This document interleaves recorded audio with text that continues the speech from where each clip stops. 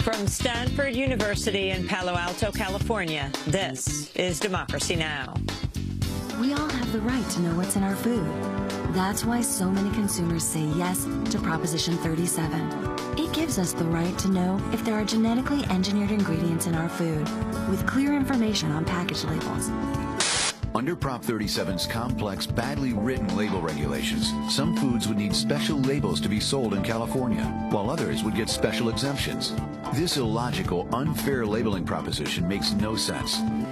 A food fight in California. Voters head to the polls in less than 2 weeks to decide whether the state should become the first in the nation to require the labeling of food products containing genetically modified organisms. Monsanto, Dow, Pepsi, and Coke are spending millions fighting the measure, which could impact labeling practices across the country. We'll host a debate. Then, Michael Pollan, author of The Omnivore's Dilemma and In Defense of Food. Why is the industry so intent on not having this product regulated, labeled? Well, they think, rightly, that people wouldn't buy it. And the reason they wouldn't buy it is it offers the consumer nothing, no benefit. All that and more coming up. Welcome to Democracy Now!, democracynow.org, the War and Peace Report. I'm Amy Goodman. We're broadcasting from Stanford University in Palo Alto, California. At least 4 children have reportedly been killed in a U.S. military attack in Afghanistan. Afghan President Hamid Karzai disclosed the attack Tuesday, saying the victims died after being caught in the middle of a firefight between U.S. forces and Taliban militants while tending to livestock in the eastern Logar province. In Syria, international mediator Lakhdar Brahimi is claiming the Syrian government's agreed to a brief ceasefire during the Muslim holiday of Eid al-Adha. Brahimi also says the majority of rebel groups have also pledged to abide by the truce. The Syrian government has yet to confirm whether it'll take part, saying a final decision will come Thursday. Israel's launched airstrikes in the Gaza Strip for the second consecutive day. A Palestinian militant was killed today, 1 day after 3 Palestinians died in another Israeli attack. Palestinian fighters have launched rockets across the Gaza border into Israel, seriously wounding 2 immigrant farm workers from Thailand.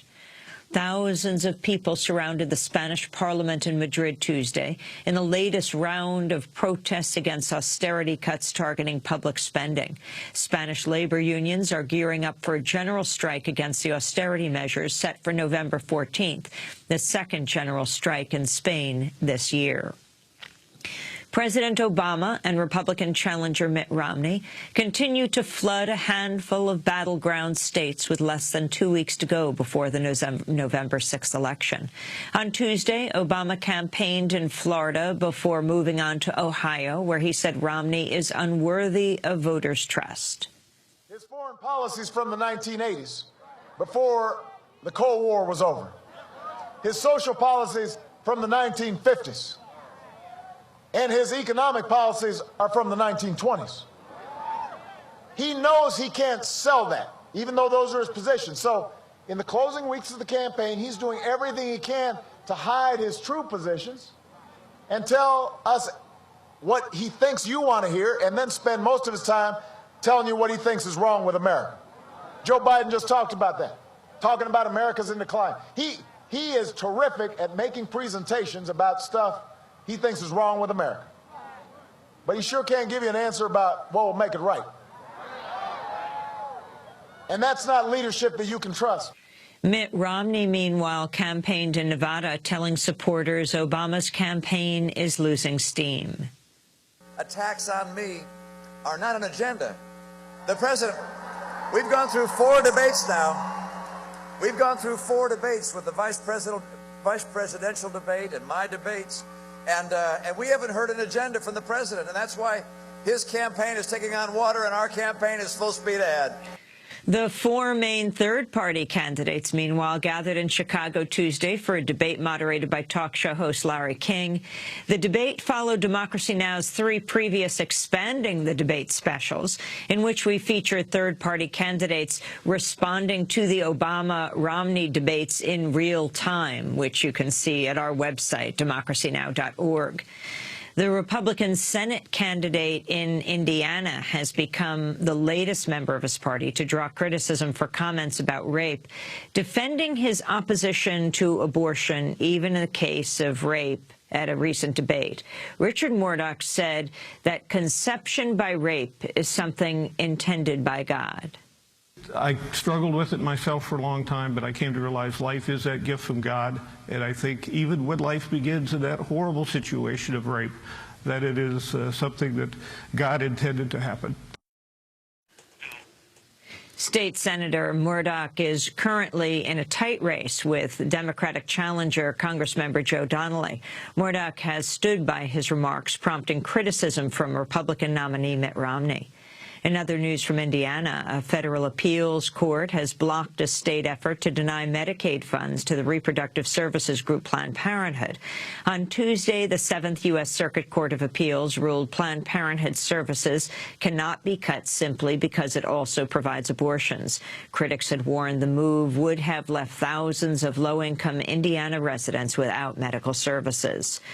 A retired CIA agent who publicly confirmed the torture of al-Qaeda operative Abu Zubaydah has pled guilty to leaking classified information. John Kiriakou, who served from 1990 to 2004, is best known for a 2007 ABC News interview detailing how Zubaydah was waterboarded in CIA custody. Under a plea deal, Kiriakou has admitted to a single count of revealing the identity of a covert officer, which carries a potential sentence of up to 30 months. Kiriakou's conviction marks the latest milestone in the Obama administration's crackdown on government whistleblowers. Police in Louisiana are claiming an African-American woman badly injured in what she called a racially motivated attack inflicted her wounds herself. 20-year-old Sharmika Moffitt reportedly told police she was set on fire by three men who wrote the initials KKK and a racial slur on her car. She suffered burns on more than half her body, is now hospitalized in critical condition. But police now say Moffitt staged the attack herself and that her DNA was found on the bottle of lighter fluid used to start the fire. A 19-year-old man of Bangladeshi descent has admitted he was used as an informant by the New York Police Department to spy on mosques and bait Muslims into saying inflammatory things. Shamur Rahman says he also spied on the Muslim Student Association at John Jay College of Criminal Justice and the annual convention of the Islamic Circle of North America and the Muslim American Society. Rahman became an informant after he was arrested multiple times for marijuana. During his time as an informant, he said he never witnessed any criminal activity or saw anybody do anything wrong. And finally, a federal appeals court has blocked the execution of a severely mentally ill man in Florida. John Ferguson was scheduled to die on Tuesday night for a string of killings in the 1970s, but the 11th U.S. Circuit Court of Appeals granted a last-minute stay, accepting lawyers' argument he is too mentally ill to be put to death. Ferguson is a paranoid schizophrenic who claims he believes he's the Prince of God. And those are some of the headlines. This is Democracy Now!, democracynow.org, The War and Peace Report. I'm Amy Goodman.